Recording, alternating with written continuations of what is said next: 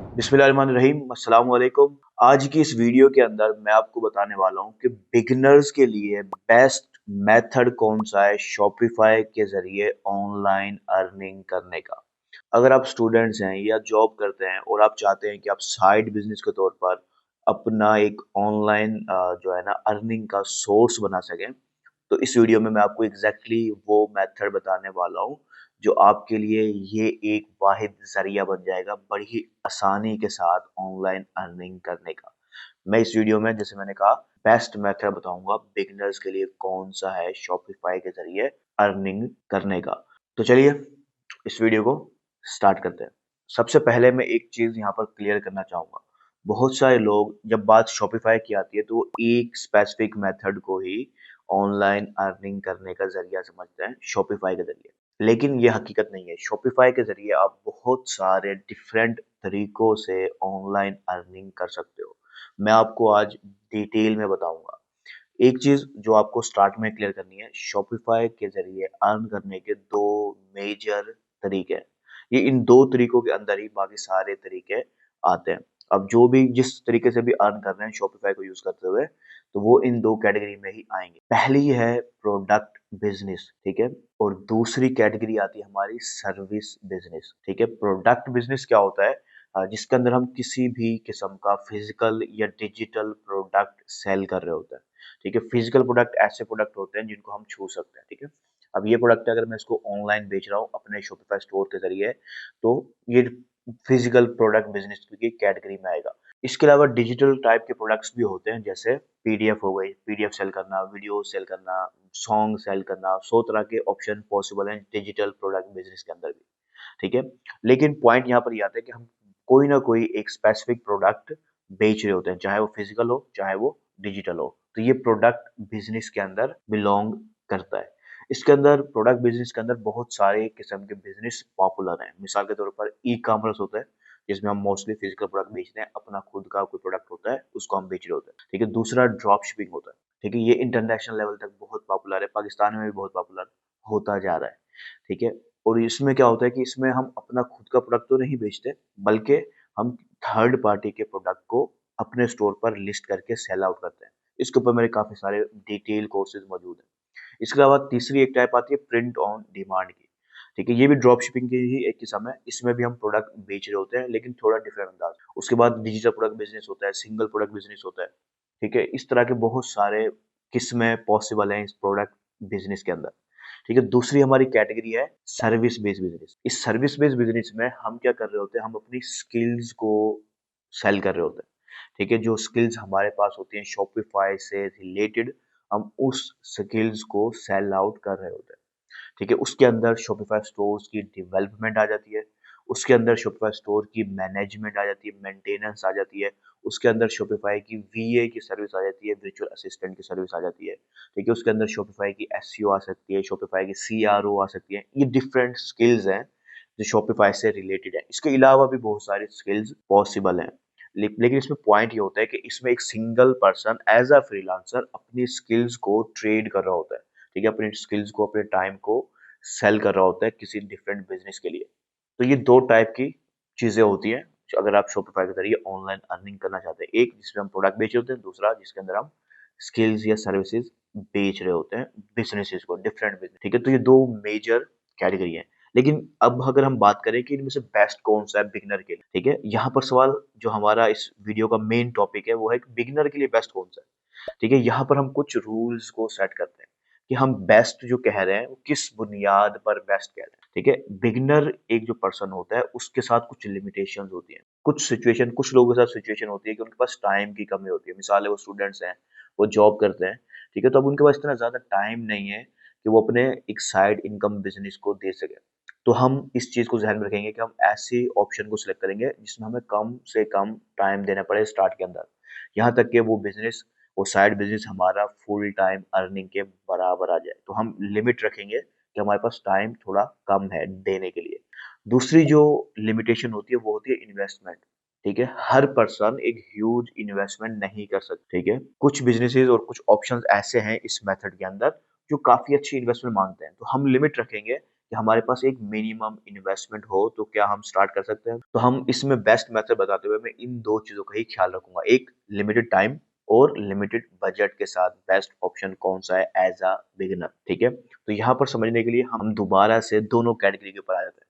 मिसाल के तौर पर अगर आप एक प्रोडक्ट बिजनेस स्टार्ट करते हैं ऑनलाइन अर्निंग के लिए, तो आपको एक बेहतरीन इन्वेस्टमेंट चाहिए। ठीक है, एक बेहतरीन इन्वेस्टमेंट चाहिए।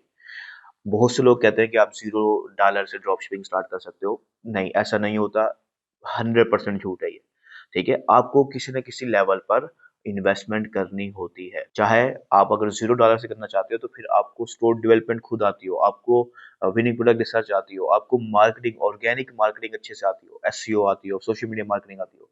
ये स्किल्स अगर आपके पास हो तो फिर शायद आप जो है ना एक मिनिमम अमाउंट से ड्रॉप शिपिंग कर सको, लेकिन फिर भी वो ज़ीरो नहीं होगी। ठीक है, तो हकीकत ये है कि आप चाहे ई कॉमर्स करें, ड्रॉप शिपिंग करें, कोई भी प्रोडक्ट बिजनेस करें, आपको एक ठीक ठाक अमाउंट की जरूरत होती है। वो इन्वेस्टमेंट कुछ कम हो सकती है, डिपेंड करेगा कि आप क्या प्रोडक्ट बेच रहे हैं, किस मार्केट में बेच रहे हैं। वो इन्वेस्टमेंट थोड़ी कम हो सकती है, थोड़ी ज्यादा हो सकती है, लेकिन बहरहाल हमें चाहिए होती है एक अच्छी इन्वेस्टमेंट है इस बिजनेस को स्टार्ट करने के लिए। ठीक है, दूसरी, इसके अंदर ह्यूज रिस्क होता है। प्रोडक्ट बेस्ड जितने भी बिजनेस होते हैं उसमें रिस्क इन्वॉल्व होता है। बिजनेस चाहे कोई भी हो, रिस्क हर बिजनेस में होता है, लेकिन प्रोडक्ट बिजनेस में थोड़ा ज्यादा होता है। मिसाल है, आपने एक प्रोडक्ट सिलेक्ट किया, आपने उसकी मैन्युफैक्चरिंग करवा ली, आपने उसकी बहुत बड़ी तादाद में प्रोडक्ट को स्टॉक करके रख लिया। ठीक है, अगर वो प्रोडक्ट गलत साबित होता है तो वो आपकी वो सारी इन्वेस्टमेंट जाया हो सकती है। ठीक है, तो रिस्क इन्वॉल्व है इन्वेस्टमेंट का। इसके अलावा अगर मिसाल है शिपिंग में कोई मसला आता है, वो आपको रिस्क उठाना पड़ता है, कस्टम का रिस्क उठाना पड़ता है, टैक्सेस का रिस्क उठाना पड़ता है। इस तरह के और भी बहुत सारे रिस्क है जो प्रोडक्ट बेस्ड बिजनेस के अंदर इन्वॉल्व होते हैं। तो रिस्क थोड़ा ज्यादा है प्रोडक्ट बेस्ड बिजनेस के अंदर। इन शॉर्ट अगर मैं बात करूं तो product based business hard to start है। स्टार्ट करने के लिए बहुत मुश्किल से स्टार्ट होगा। क्यों? क्योंकि फिर आपको इन्वेस्टमेंट को ज़हन में रखना होगा, आपको रिस्क को ज़हन में रखना होगा, उसके बाद आपको आहिस्ता-आहिस्ता इन चीज़ों को स्टार्ट करना होगा। मैं नामुमकिन नहीं कह रहा कि ये पॉसिबल नहीं है, ये मुमकिन नहीं है, बिगिनर के लिए पॉसिबल है, लेकिन बहरहाल आपको इन चीज़ों का ख्याल करना होगा कि आपको इन्वेस्टमेंट भी चाहिए कुछ ना कुछ, और इसके अलावा आपको रिस्क को ज़हन में रखते हुए हर चीज़ को अच्छे अंदाज में लेकर चलना होगा। तो अगर हम बात करें सर्विस बेस्ड बिज़नेस की, तो उसमें इन्वेस्टमेंट बहुत कम चाहिए, ये ऑलमोस्ट ना होने के बराबर चाहिए। क्यों? क्योंकि इसके अंदर आपको कोई स्टॉक नहीं बाय करना, आपको कोई मैन्युफैक्चर नहीं करना, ये तो आपको स्किल चाहिए। यानी कि आपको अपनी सेल्फ इम्प्रूवमेंट में, सेल्फ डेवलपमेंट पे आपको एक बार टाइम इन्वेस्ट करना होगा, पैसे इन्वेस्ट करने होंगे। वो स्किल्स जब आपको आ गई, आपने प्रैक्टिस कर ली अच्छे से, टाइम लगा दिया, तो वो स्किल अब आपकी जितने चाहे कस्टमर्स को आप वो ऑफर कर सकते हो। ठीक है, आपको कोई कॉस्ट नहीं आ रही। ठीक है, तो इन्वेस्टमेंट इसमें यही होती है कि अगर आपको वो स्किल बिल्कुल नहीं आती तो आप सीख लें। ठीक है, ये इन्वेस्टमेंट है आपकी, और ये एक ऐसी इन्वेस्टमेंट है वो आपको लाइफ लॉन्ग फायदा देती है। कोई भी पर्सन आज अगर सक्सेसफुल है तो कल उसने जाहिर सी बात है पीछे अपनी इम्प्रूवमेंट के लिए, डेवलपमेंट के लिए इन्वेस्ट किया है, टाइम को इन्वेस्ट किया है, पैसों को इन्वेस्ट किया है, फिर जाके वो इस लेवल पर सीख पाया है, समझ पाया है और उस लेवल पर पहुंच पाया है। ठीक है, इन्वेस्टमेंट चाहिए लेकिन बहुत कम। प्रोडक्ट बिजनेस से ये समझ लें 10 गुना कम आपको इन्वेस्टमेंट चाहिए हो सकती है, 10 गुना कम। ठीक है, और ये भी मैं इसलिए बोल रहा हूँ कि हो सकता है आप बिल्कुल बिगिनर लेवल पर हो, आपको वो स्किल कुछ भी ना आती हो, तो आपको स्किल सीखनी पड़ेगी। ठीक है, उस स्किल के ऊपर आपको पैसे भी इन्वेस्ट करने पड़ सकते हैं, आपको टाइम भी इन्वेस्ट करना पड़ सकता है। ठीक है, ये लाजमी सी बात है। लेकिन बहरहाल प्रोडक्ट बिजनेस में जितनी इन्वेस्टमेंट चाहिए होती है, ये उसके मुकाबले में कुछ भी नहीं है, और इसके अलावा आपको जो स्किल आ गई वो फिर आपसे कोई भी नहीं छीन सकता, और वो स्किल आपको लाइफ लॉन्ग फायदा देती है। तो इन्वेस्टमेंट थोड़ी कम चाहिए होती है सर्विस बेस्ड बिजनेस के अंदर, और रिस्क ऑलमोस्ट नहीं होता। ठीक है, क्यों नहीं होता? क्योंकि जाहिर सी बात है आप सर्विस दे रहे हैं। ठीक है, आपको कोई शिपिंग की टेंशन नहीं है, आपको ओवर स्टॉक करने की टेंशन नहीं है। मिसाल के तौर पर आप कहते हैं कि आपने एक स्किल सीखी लेकिन आप उसमें काम नहीं ले पाए, किसी भी वजह से नहीं ले पाए, तो आपको कोई नुकसान नहीं है। आप वो स्किल आ गई है आपको, वो आपको लाइफ लॉन्ग कहीं ना कहीं लाजमी तौर पर फायदा देती है, तो वो रिस्क नहीं होता। ठीक है, वो लॉस नहीं होता, वो इन्वेस्टमेंट होती है जो आपके पास हो चुकी है ऑलरेडी।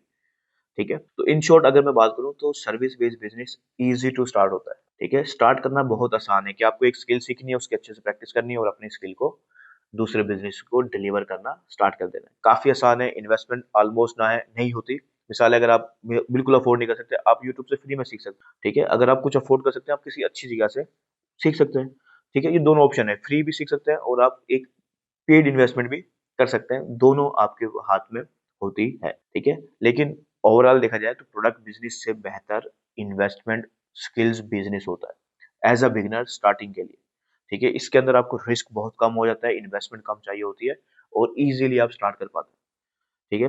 तो अगर मैं एक ओवरव्यू दूं तो बेस्ट है कि आप सर्विस बेस्ड बिजनेस से स्टार्ट करें, एज अ बिगिनर आप सर्विस बेस्ड बिजनेस से स्टार्ट करें। आप जॉब करते हैं, आप स्टूडेंट हैं, आप अपनी एक्स्ट्रा टाइम यानी कि अगर आप दिन के 2 से 3 घंटे भी दे सकते हैं, आप इस बिजनेस को स्टार्ट कर सकते हो, ठीक है। आप इन 2-3 घंटों को पहले अपनी स्किल्स के ऊपर लगाएंगे, उसके बाद आप उसकी सर्विस देने पर इसी टाइम को स्पेंड कर सकते हो। तो खैर यहाँ तक हमें समझ में आ गया कि हमें सर्विस बेस्ड बिजनेस को कंटिन्यू करना है, ठीक है। लेकिन अब पॉइंट आता है कि हम किन स्किल्स के ऊपर फोकस करें, ठीक है। जैसे मैंने कहा हमने शॉपिफाई के जरिए अर्न करना है, तो उसमें बहुत सारी स्किल्स हैं, ठीक है। उसमें सीआरओ है, उसमें वीए की सर्विसेज है, उसमें स्टोर डेवलपमेंट है, ठीक है। उसके अंदर जो है ना एसईओ है, शॉपिफाई की एसईओ, ठीक है। तो ऐसी बहुत सारी ऑप्शन है, तो बेस्ट आपके लिए कौन सा है, ठीक है। देखिए मैं आपको एक ऐसी चीज बता रहा हूँ जो जड़ बनती है, ठीक है, जो बुनियाद है बहुत सारी सर्विसेज की, बहुत सारे बिजनेसेस की, ठीक है, वो है शॉपिफाई की स्टोर डेवलपमेंट, ठीक है। इस एक स्किल से आप बहुत सारे बिजनेसेस को आहिस्ता आहिस्ता स्टार्ट ले सकते हो। तो अगर आप मुझसे पूछें कि कोई एक स्किल बताएं जो बिगिनर के लिए बेस्ट है, तो ये वो स्किल है। क्यों? इसकी एक सिंपल सी वजह है, अगर आपको शॉपिफाई स्टोर डेवलपमेंट अच्छे से आती है तो ना सिर्फ आप स्टोर डेवलपमेंट की सर्विस देके एक बेहतरीन अमाउंट कमा सकते हो, बेहतरीन अमाउंट, बल्कि आप उस स्टोर डेवलपमेंट को यूज करते हुए बाद में अपना प्रोडक्ट बेस्ड बिजनेस भी स्टार्ट कर सकते हो, क्योंकि आपके पास स्किल है। आप अपना खुद का स्टोर खुद बना लोगे, वो भी अच्छे अंदाज में। आप अपने स्टोर को खुद मैनेज कर लोगे, वो भी अच्छे अंदाज में। आपको किसी और पर्सन की जरूरत नहीं पड़ेगी। प्लस पॉइंट जो मैंने आपको कहा कि उस स्टोर डेवलपमेंट की सर्विस देने से आप एक अच्छी अमाउंट चार्ज कर सकते हो, एक अच्छी अमाउंट कमा सकते हो, ठीक है। उस अमाउंट को जाहिर सी बात है आप अपने दूसरे बिजनेस को फंड करने पर लगा सकते हो। तो एज अ बिगिनर मैं हमेशा रिकमेंड करता हूँ कि आप स्टोर डेवलपमेंट सीखें। तो ये one of the best skill है अगर आप शॉपिफाई के जरिए ऑनलाइन अर्निंग करना चाहते हैं। अब यहाँ पर सवाल आता है कि हम सीखे कैसे, ठीक है, कहाँ से सीखें। देखें जैसे मैंने कहा ये डिपेंड करेगा आपकी सिचुएशन पर। मिसाल है आप अफोर्ड नहीं कर सकते एक अच्छी जगह से सीखना, कोई मसला नहीं है, कोई प्रॉब्लम वाली बात नहीं है, आप यूट्यूब से फ्री में सीख सकते हो, ठीक है। शॉपिफाई स्टोर डेवलपमेंट पर मेरा फ्री कोर्स 10 घंटे प्लस का फ्री कोर्स मेरे चैनल पर ऑलरेडी मौजूद है, उसका लिंक मैं आपको डिस्क्रिप्शन में दे दूंगा। आप फ्री में सीखें, कोई मसला नहीं है, बिस्मिल्लाह करें, स्टार्ट करें, प्रैक्टिस करें, आप आहिस्ता आहिस्ता सीखें। लेकिन अगर आप थोड़ी सी भी इन्वेस्टमेंट कर सकते हैं अपनी कल की बेहतरी के लिए, आज अगर आप इन्वेस्ट कर सकते हैं थोड़े से पैसे और थोड़ा सा टाइम, अगर आप इन्वेस्ट कर सकते हैं, तो फिर मैं आपको रिकमेंड करूंगा कि आप मेरे आने वाला 3 मंथ का शॉपिफाई स्टोर डेवलपमेंट का कोर्स ज्वाइन कर सकते हैं। ये अभी हम इंशाल्लाह चंद दिनों में स्टार्ट करने वाले हैं, ठीक है, जिसके अंदर मैं आपको एग्जैक्टली डिटेल में सिखाऊंगा कि आप शॉपिफाई स्टोर डेवलपमेंट कैसे कर सकते हो, एग्जैक्टली डिटेल के अंदर एज अ बिगिनर बगैर कोडिंग के आप स्टोर डेवलपमेंट कैसे कर सकते हो। सिर्फ बेसिक लेवल का स्टोर नहीं, एडवांस लेवल का स्टोर कैसे बना सकते हो, ठीक है। आपको कितने अमाउंट चार्ज करनी चाहिए एक शॉपिफाई स्टोर डेवलपमेंट की, ये सारा कुछ हम इस कोर्स के अंदर कवर करेंगे। मैं ज़्यादा डिटेल में अपने कोर्स के बारे में नहीं कवर कर रहा इस वीडियो में। अगर आप इंटरेस्टेड हैं, आपको स्क्रीन पे नंबर नज़र आ रहा होगा, आपको डिस्क्रिप्शन में नंबर मिल जाएगा, आप सिंपली मेरी टीम से राब्ता कर सकते हैं और इस कोर्स के अंदर शामिल हो सकते हैं, ठीक है। तो ये थी हमारी आज की डिटेल वीडियो, मिलते हैं अपनी नेक्स्ट वीडियो में, तब तक के लिए अल्लाह हाफिज़।